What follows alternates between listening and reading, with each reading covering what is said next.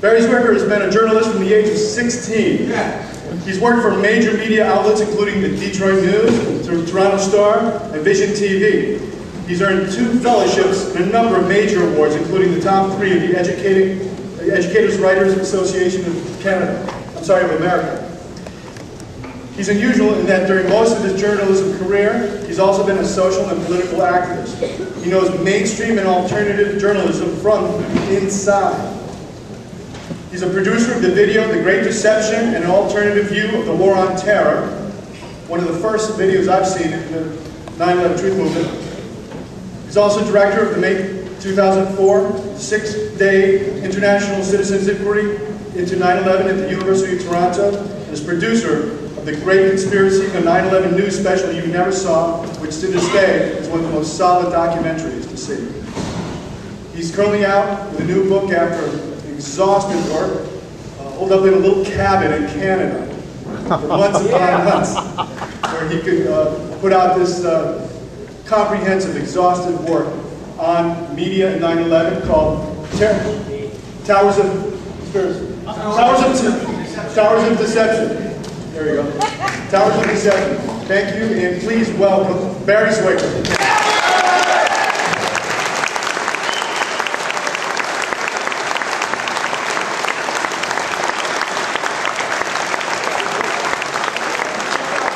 Very special t-shirt this morning.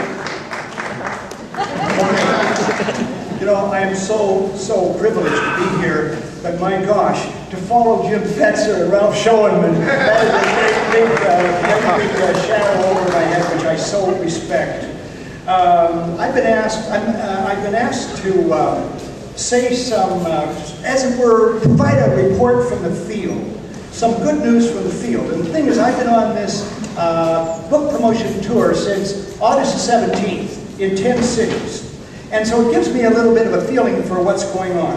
And the upshot is this. I see incontrovertible evidence that interest in 9/11 truth continues to grow apace. And that this is very troubling for the diaboligarchy.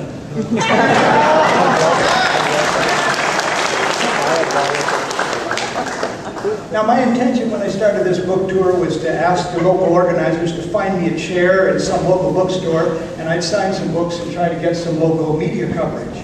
But what happened was each organizer, without speaking to the others, arranged a public meeting. And all these meetings, this is all by way of evidence about the growth of our movement. At all these meetings, the attendance has been above expectations. In Vancouver, BC, it was more than close to 1,000. And all the meetings have gone over time with questions, answers, and discussion, sometimes by 2 and 3 hours. My book publisher tells me that the book sales are going well above average as a percentage of the audience that shows up. Now, another wonderful thing is this, that at each place, the local organizers tell me that it's new faces showing up. It's not just the faces of the anti-globalization people, which should be called anti-corporate agenda globalization. Here, here.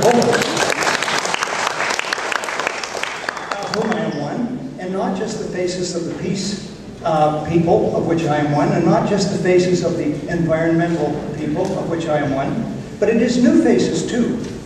And so that is very important. And we know that how slow too many people on the left have been on the 9/11 truth issue.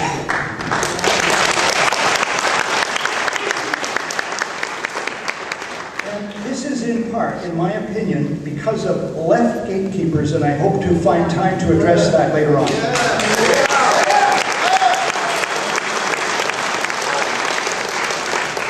So we have another straw in the wind, is that interest by some mainstream media is also up.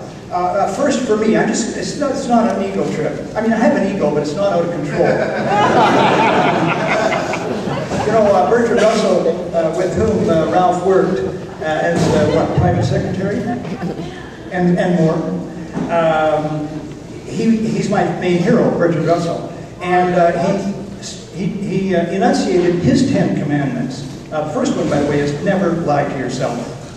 And the second is never lie to others unless they are exercising tyranny. But his seventh commandment is do not attempt to live without vanity, for that is impossible, but be wise in the selection of the audience from which you seek admiration.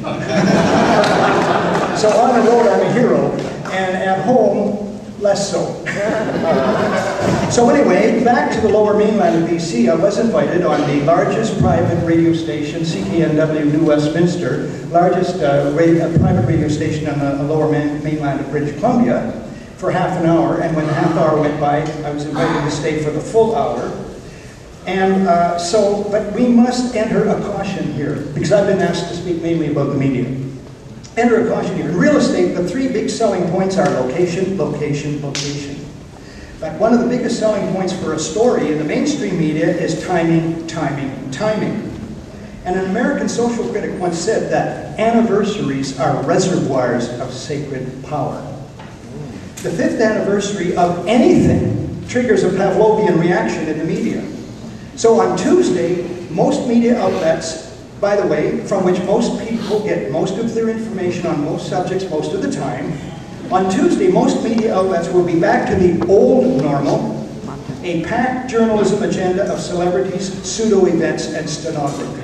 Now, we'll still work to change that. I am not counseling despair. Now, I've also been asked to comment on the recent and continuing deluge of TV and newspaper specials focusing on 9/11, including the two-part ABC special, The Path to 9/11, that begins airing tonight at 8. This essentially cover-up coverage is, as I say, paid to the 5th anniversary. And most of the material we're seeing in the newspapers and on TV and on radio would not be appearing if it were not for the date. Now, there's a continuing paradox here. The authors of the 9/11 terror fraud have to milk it as much and as often as possible. To do that, they cannot send it down the memory hole, one of the powers they would otherwise exercise. They inescapably have to keep 9/11 alive in fictionalized form for their purposes. But that means that they must keep this target propped up for truth seekers to doggedly continue deconstructing. Now, the case of ABC's pathetic coming contribution, forgive me my negative anticipatory review, is close to astounding. You have here one of the largest communications outfits in world history, owned by Disney, there was a mistake, spending $40 million to create a dramatization of the official fiction, but with politically and ideologically driven falsehoods woven into it. We know about some of the nasty pre-broadcast bits from, and maybe I'm technically wrong here, whistleblowers inside ABC. The network was keeping Bill Clinton, Madeleine Albright, and others out of the loop. They were going to be sandbagged. Poor Madeleine. To be treated this way after she rendered so much service to the diaboligarchy, for instance, with her memorable statement that maybe 1 million deaths of innocents in Iraq was worth it. But to get back to the media fictionscape, in a sane and not super corrupted world, ABC long ago, in competition with other networks and newspapers, would have invested at least as much money on investigative journalism into the anomalies and absurdities and impossibilities of 9/11 as they have into tonight's and tomorrow night's coming travesty.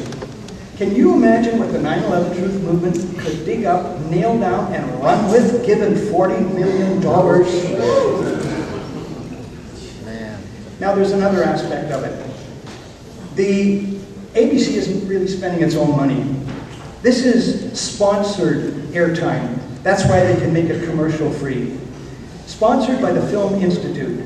And the director, whose last name is Cunningham, actually is very closely associated with this Film Institute, which is an extreme right-wing organization.